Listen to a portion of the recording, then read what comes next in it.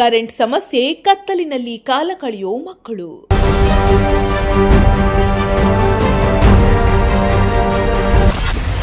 ಸಮಸ್ಯೆಗಳ ಆಗರ ಅಟಲ್ ಬಿಹಾರಿ ವಾಜಪೇಯಿ ವಸತಿ ಶಾಲೆ.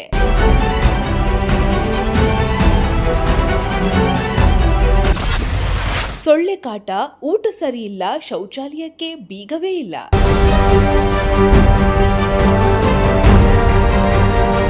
ಈ ಹಾಸ್ಟೆಲ್ನಲ್ಲಿ ದಿನ ರಾತ್ರಿ ಆದರೆ ಸಾಕು ಮಕ್ಕಳು ಹೆದರುವಂತಹ ಪರಿಸ್ಥಿತಿ ನಿರ್ಮಾಣವಾಗಿದೆ.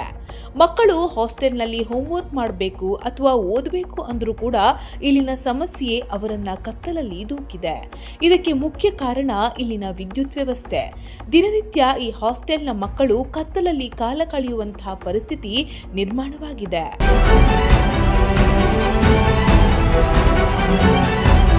ಹೌದು, 525 ಮಕ್ಕಳಿರುವ ಅಟಲ್ ಬಿಹಾರಿ ವಾಜಪೇಯಿ ವಸತಿ ಶಾಲೆಯಲ್ಲಿ ವಿದ್ಯುತ್ ಕಡಿತವಾದರೆ ಇಲ್ಲಿನ ಮಕ್ಕಳು ಕತ್ತಲಲ್ಲಿ ಕಾಲ ಕಳೆಯುವಂತಹ ಪರಿಸ್ಥಿತಿ ನಿರ್ಮಾಣವಾಗಿದೆ.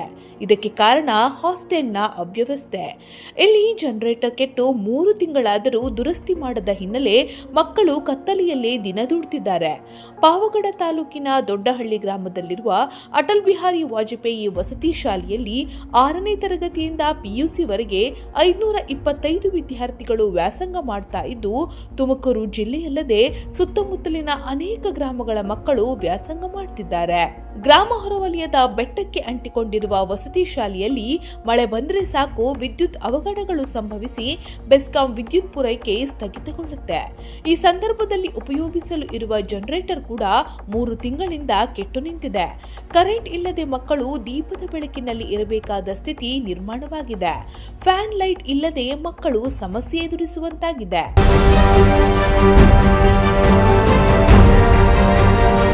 ಇಲ್ಲಿನ ಫ್ಯಾನ್ಗಳು ಕೂಡ ಸರಿಯಾಗಿ ಕಾರ್ಯನಿರ್ವಹಿಸದ ಕಾರಣ ಮಕ್ಕಳಿಗೆ ಸೊಳ್ಳೆ ಕಾಟ ಕೂಡ ಇದೆ.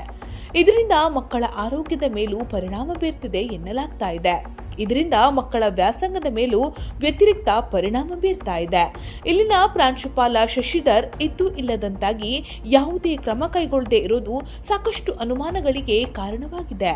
ದಿನನಿತ್ಯ ಮೆನು ಪ್ರಕಾರ ಊಟ ಕೊಡಲ್ಲ, ಕೊಟ್ಟರೂ ಗುಣಮಟ್ಟ ಇರಲ್ಲ. ಶೌಚಾಲಯಗಳ ಪರಿಸ್ಥಿತಿ ಮಾತ್ರ ಶೋಚನೀಯ. ಮೂತ್ರ ವಿಸರ್ಜನೆಗೆ ಹೋದವರು ಡೋರ್ ಹಿಡಿದು ಕುಳಿತುಕೊಳ್ಳಬೇಕಾದ ದುಸ್ಥಿತಿ ವಸತಿ ಶಾಲೆಯಲ್ಲಿದೆ.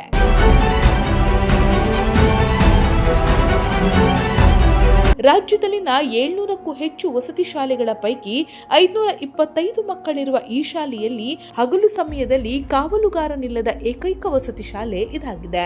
ಇಲ್ಲಿನ ಖಾಯಂ ಪ್ರಾಂಶುಪಾಲರಾದ ಕಸ್ತೂರಿ ಕುಮಾರ್ ಅವರನ್ನ ಜಿಲ್ಲೆಯ ಬೇರೆ ತಾಲೂಕಿಗೆ ತಾತ್ಕಾಲಿಕ ನಿಯೋಜನೆ ಮಾಡಿರೋದೇ ಇಷ್ಟೆಲ್ಲ ಸಮಸ್ಯೆಗಳು ಎದುರಾಗಿದ್ದು, ಕೂಡಲೇ ಈ ವಸತಿ ಶಾಲೆಯಲ್ಲಿನ ಮೂಲಭೂತ ಸಮಸ್ಯೆಗಳನ್ನ ಬಗೆಹರಿಸಿ ಕತ್ತಲೆಯಲ್ಲಿರುವ ಮಕ್ಕಳನ್ನ ಬೆಳಕಿಗೆ ತರಬೇಕಾಗಿದೆ.